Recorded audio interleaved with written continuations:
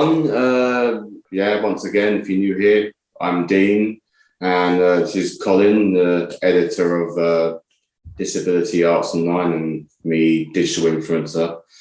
And so welcome to this podcast. So anyway, Colin, just want to ask you, what were your punk days like? I turned 18 in 1976, so it was the ideal time. I went to art college, 76, 77, Epsom Art College, and it was ideal because punk was gestating and just about to explode, really. Me and my mate Kevin, we formed a band called Scrambled Acne, and I played bass and wrote songs. Kind of before punk, the songs that we wrote were sort of quite hippy dippy, and then they with the influence of punk, they just immediately became much more gritty. Our generation was kind of very repressed. We were the first generation that had come out from under the auspices of the war years, so there was a huge divide between us as teenagers and our parents' generation. There was massive divide, and punk was just like this huge statement of, we're not going to take it anymore. We're going to be ourselves. We're not going to kowtow to, what society and the state says we should be. And it was a lot of fun. We made a lot of noise and made a lot of mistakes and did lots of stupid things, but it was a lot of fun. Yeah. I mean, all the pubs in London were music pubs. Punk happened because there was this sort of pub rock scene that had grown up with the likes of Eddie and the Hot Rods and Ducks Deluxe and Bebop Deluxe and all those bands. Yeah. And it that kind of paved the way. Everything was live. There was no recorded music. There was nothing happening on the radio. So it was all about kids making it happen for themselves, and playing in the local pub. It was really DIY, and there was a real kind of just such an energy in London at that time.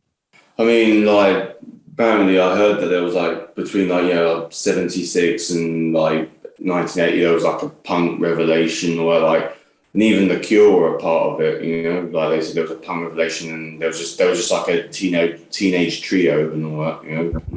I saw one of their very first gigs because I grew up in South London. Boys Don't Cry. Croydon. Oh yeah, Boys Don't. Yes, yeah. And they played in a recreation park in Wellington. That was one of their really very first gigs, before they'd been recorded or anything, Yeah. Also, this is a random one. Were you ever into Hazel O'Connor? Well, I always liked The Eighth Day, and that sort of sci-fi thing that she did. Yeah. But at the time, we never really thought of her as punk, because she was an actress. She was in Breaking Glass, and and she was already kind of a bit of a professional, and punk wasn't about being professional at all. I mean, you did have a few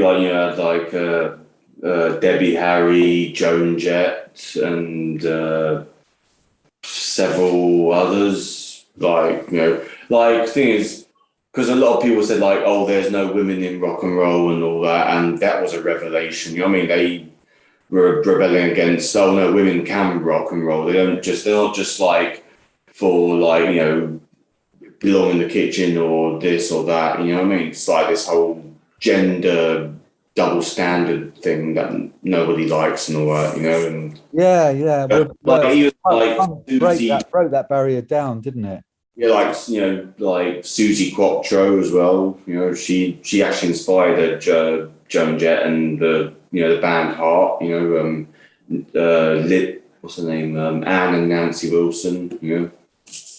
So it's, you know, some of the best bands at that time were all female bands. There was the, you know, Susie and the Banshees, the X-Ray Specs, the Slits. There were, you know, I saw all of those bands loads. You know, you used to go to, there was a pub in Croydon called the Greyhound where we used to go and see all the punk bands play. And even the adverts had a woman bass player called Gay Advert. She was really cool. She you know, fantastic. Speaking of Susie Sue, I remember I saw a clip from like, I think he was interviewing the Sex Pistols. I think it was in '76 and all that. And like Susie and the Banshees, I think when she was just starting out, she was sort of touring with Sex Pistols and all that. I didn't know it was her at first, but she was like, she had short blonde hair and all that, and they were in the room. I forget the guys who was interviewing them and all that. And he's like, I'm here with the Sex Pistols. I always wanted to meet you. Did you really? Yeah. Susie, she was just being like coy with him. And he said, oh, maybe we'll meet after. We'll meet afterwards, shall we? You dirty son. You dirty old man. Steve completely understood that he was talking to a drunk, as you would a drunk in a pub, and he just topped him. Well, keep going, Chief, keep going. Go on, you've got another 5 seconds. Say something outrageous. You dirty bastard. Yeah, that guy was being a bit of a, you know. That was the end of his career. Did your parents approve of your punk lifestyle? And now that you're a parent, how do you feel about it? That's a good question. I think my parents kind of tolerated it, really. They were a bit bemused by it. I mean, you know, you have to remember, I grew up in a disabled household, and my mum was pretty ill, so a lot of my anger was really about psychiatry and the way that she was treated by psychiatry, and a lot of that went into a lot of the songs that I wrote as well. And so my mum kind of appreciated that, really, you know. She saw how important it was for me to express myself, and so she was behind it to some extent. She used to complain about the noise coming from the garage and the neighbours knocking on the door, going, "Can't you make them shut up?"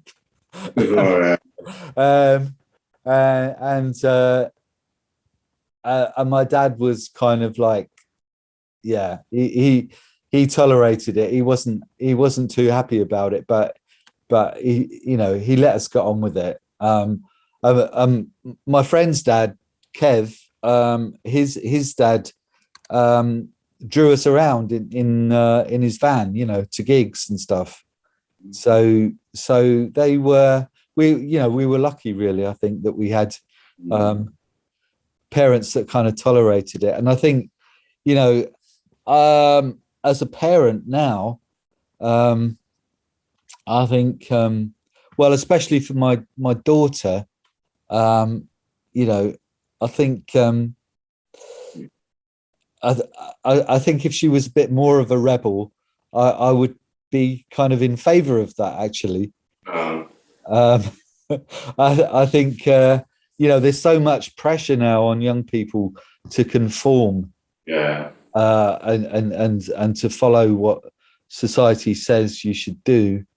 So I think a bit of rebellion is not a bad thing, really. There's so much to rebel against.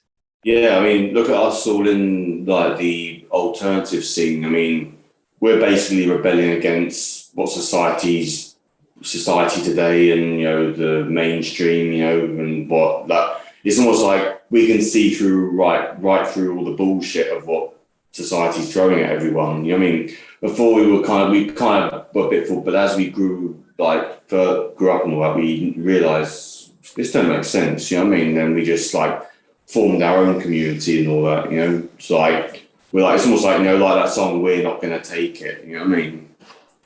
It's kind of like that.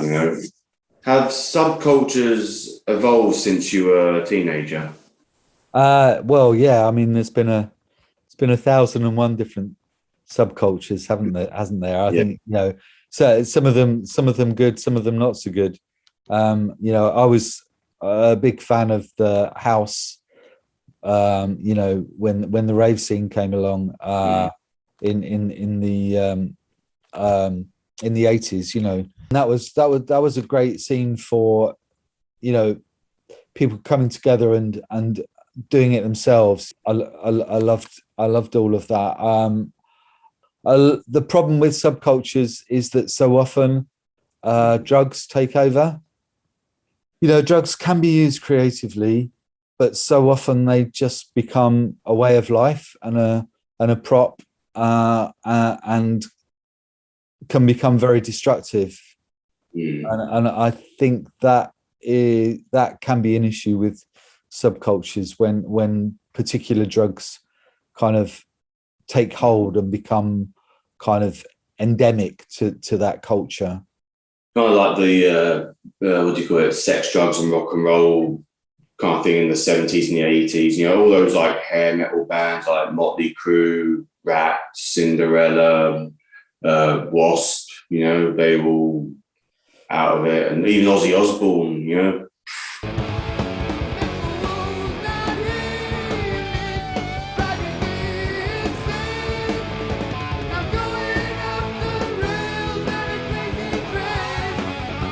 Some people were even thinking, how the fuck is he still alive? Amount of stuff he did. And I mean, of course, Lemmy from Motorhead, With the subcultures now, I mean, thing is, we still like rebel. Like with goth, we embrace the dark parts of things, and we turn that into something. Everything that scared us when we were like young or something, we turn it into something like positive that we enjoy it now. That everything else scared. It's almost like the whole that thing from Harry Potter where he goes ridiculous. Ridiculous.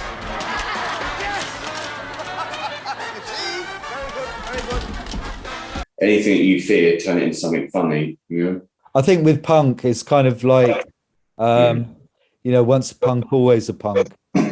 Yeah. I know loads of people from my generation who've gone through their whole lives kind of, although it in a way, punk kind of only lasted about 2 years, between 76 and 78, it changed hugely after 78.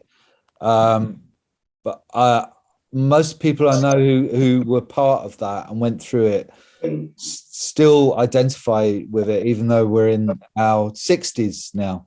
Yeah, I mean, I remember that like when I was with Zombie Punk once, I was hanging out with him this year, and like basically we were sitting on the like bridge ledge together and all that, and he's still holding up his sign and all that.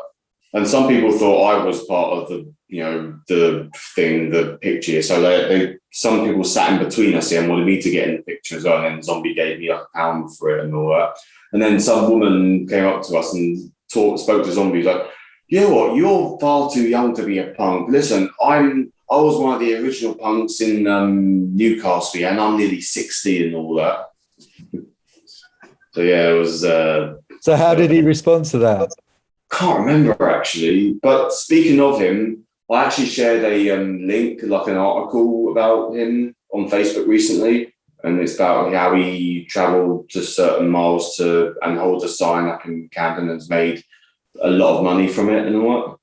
Right, our final question. How would you define punk? Well, I've kind of talked a fair bit about it, but I think one of the, at the time in the 70s, the media very much portrayed punk as kind of angry and disrespectful, and lots of negative ways. And I think punk was really about that. I would define it by saying that it was about finding creative ways of resisting the system and of challenging the system. It was actually to be expected that the media kind of clamped down and were so resistive. And then of course, punk very soon kind of got subsumed by the system, and the record companies sort of started to gain power, and culture generally. But at its heart, punk was really about finding ways of creatively defying the system. I mean, there's even a thing, like, I think I've said this many times, but like, basically, punks are nice people just pretending to be mean, yeah, and hippies are mean people pretending to be nice. I mean, because I know a few, hippies are really nice people, like my friend Charles, who let me, stay with him that time in Bournemouth. He's a nice hippie, always, enjoying the beauty of life. And I mean, a lot of hippies turned to punk.